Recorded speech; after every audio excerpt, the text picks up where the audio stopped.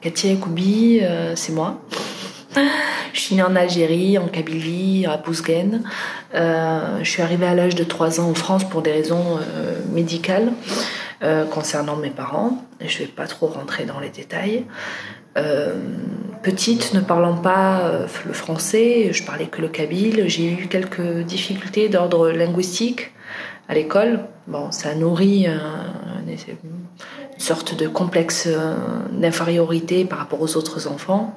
En plus d'avoir vécu dans une pauvreté monétaire, mais aussi liée au logement insalubre que mes parents louaient, parce qu'ils n'avaient pas d'autre choix que de vivre dans ce logement-là, plutôt que la rue, voilà. À côté, à l'école, à défaut de réussir donc en français, je me débrouillais bien en mathématiques. Donc je pensais que le domaine scientifique allait primer sur mon parcours scolaire. Et finalement, c'est le côté humain qui est revenu. Et j'ai eu mon bac sciences techniques en laboratoire, mais j'ai très vite repris des études pour devenir conseillère en économie sociale et familiale. Donc, en gros, je suis travailleuse sociale et cela fait plus de 10 ans que je fais ce métier, qui n'en est pas vraiment un. C'est plutôt un engagement humain au quotidien. Donc, je me définis à chaque fois comme humaniste à temps plein. Ça me va très bien. Je suis également donc une mère de famille de 2 formidables enfants, mais ma vie privée, bon, j'aime pas trop en parler. Ça reste secret.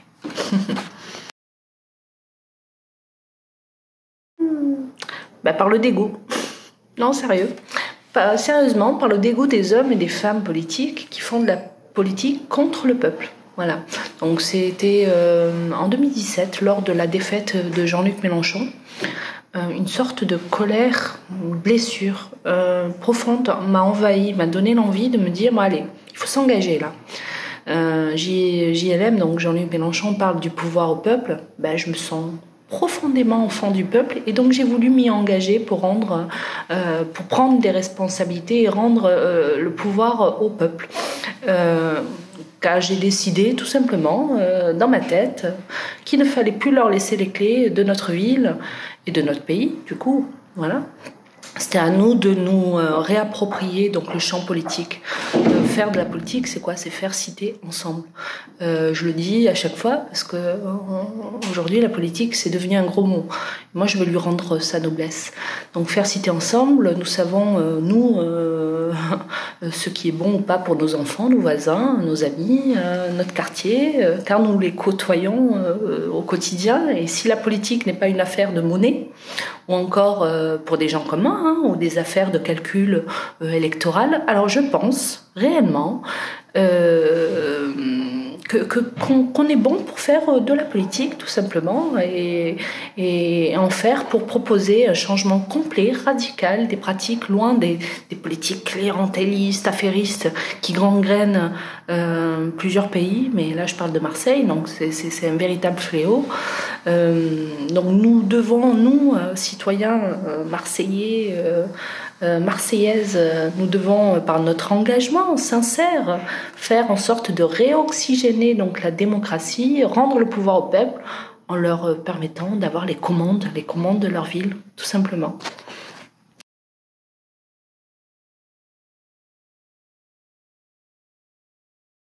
C'est vrai que ça a été difficile pour moi les premières années en France, comme je vous ai dit, du fait de la barrière de la langue, mais aussi cette pauvreté dont je vous ai parlé, dans laquelle je vivais, qui m'a coupée complètement des autres enfants et d'une vie normale, en quelque sorte. J'aurais jamais pensé, franchement, que la politique était dans mon champ d'action.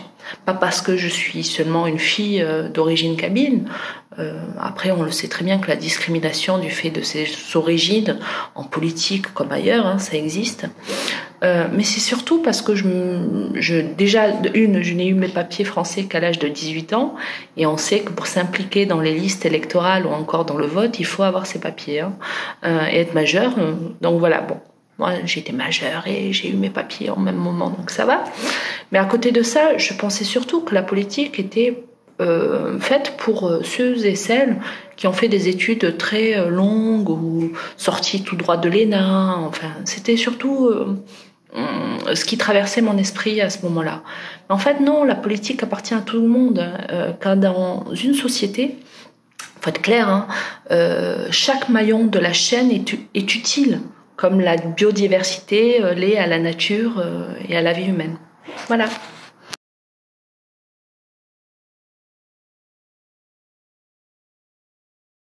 La liste dans laquelle je suis, elle est constituée actuellement à 80% de citoyens et citoyennes non encartés. Donc vous voyez bien qu'à travers cette liste, on cherche un véritable souffle démocratique par le renouveau des candidats. Nous savons que le vote donc du 15 et puis 22 mars qui arrive est l'occasion de mettre un terme à ce système clientélaire qui gangrène la ville depuis des décennies. Il y en a assez.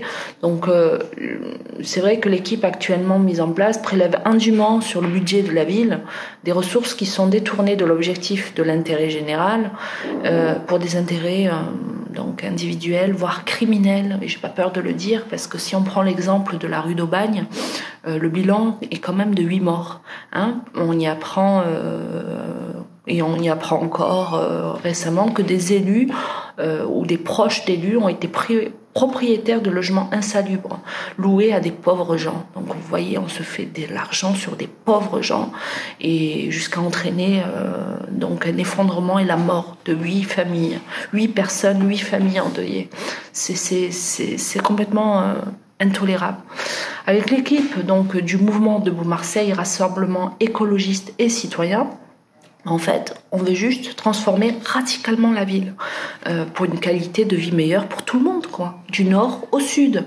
On veut mettre plus de nature en ville, des transports en commun jusqu'au fin fond de tout Marseille, sans rien oublier, des écoles rénovées et accueillantes, ainsi que la fin des logements justement insalubres au profit de toute la population, d'accord ? On ne fera pas de différence entre les uns et les autres. Nous voulons adapter donc la ville aux grands défis climatiques, sociaux et écologiques de notre siècle pour que nos enfants, petits-enfants, voisins, amis ne soient plus contraints de fuir Marseille devenue irrespirable, trop polluée, caniculaire, qui rend malade, voire qui tue. Et enfin, j'ai envie de vous dire, moi c'est le projet sur lequel j'ai vraiment envie de m'y consacrer, nous voulons rendre la ville à ses habitants par un projet démocratique, ambitieux, où le projet d'un quartier, par exemple, peut être décidé par les habitants eux-mêmes. Nous y mettrons un budget participatif dans les conseils de quartier pour le rendre possible. C'est un exemple parmi plein d'autres mesures que je peux vous citer. Moi, me concernant, donc, de par mon métier, mes engagements, je souhaite aller vers les plus démunis, les oubliés, les méprisés, les sans-voix, ceux qui vivent dans les quartiers dits populaires. Il y en a 111 dans tout Marseille, du nord au sud. Il n'y en a pas que dans le nord, les quartiers dits populaires. Et les inégalités de territoire sont bien présentes, on le sait. Je souhaite que la justice sociale et la justice environnementale se remettent en route pour toutes et tous, sans distinction justement d'origine, de couleur ou que sais-je encore.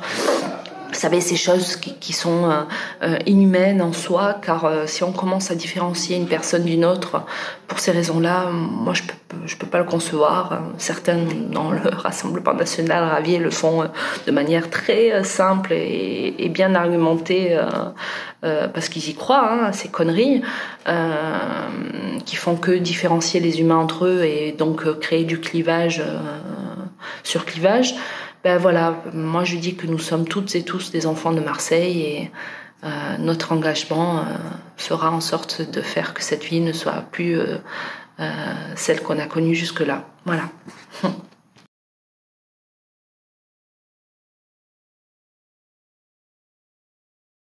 C'est un mouvement qui, par le sourire, en fait, fait une révolution citoyenne pour un changement radical de société. La jeunesse, là-bas, on n'a pas que la jeunesse, le peuple entier, on a marre du système mafieux qui fait plier les genoux du pays.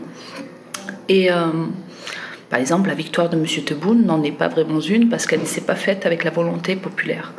Et on ne dirige pas un peuple sans la volonté populaire, sans son peuple. On ne peut pas diriger un pays contre son peuple. C'est juste impensable. Le peuple algérien veut se faire entendre. Il ne souhaite plus être sous la tutelle des politiques. Il demande à s'émanciper de la plus belle des manières. Le peuple algérien souhaite la fin du système et le refonder par une assemblée constituante. Une exigence magnifique à laquelle le pouvoir, il faut le rappeler, oppose une fin de non-recevoir. Ce mouvement a ainsi tout mon respect. Il ne faut rien lâcher, même si je sais combien c'est difficile, notamment la répression policière et les gardes à vue prolongées qui ne facilitent pas les choses. La fin de la corruption, voire des affaires clientélistes, arriveront avec la volonté seule du peuple, j'en suis persuadée, qui ne pliera jamais le genou, lui. L'heure du peuple arrivera, quand je ne sais pas, mais elle arrivera. Et vous avez tout mon soutien, ne lâchez rien. Et je suis très fière d'appartenir à ce pays, de par mes origines, mais pas que. Voilà quoi, bravo à vous.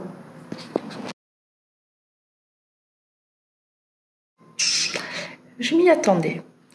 الزوفلة وانا الغشية سمحوتي فلاكسون ياكي ساعة كشي طوح يشمل شي طوح مي بون كيفاه ما ثقبيلي تهضرت شي طوح الزوفلة وين حذا ما السمون ديدكام قطن كي جامع تسون ديدكيا يون بواسي قازلنا لخالاتنا يون بواسي لا جونسنا أذكر يا سي زميري ثمورتنا تاع عزيزنت قطر إلا قاس يقازن الخالات سي زمان يثمور ثاقينا إلا قانيين إلا قد نكريون بواسي يا سين زمير صحيت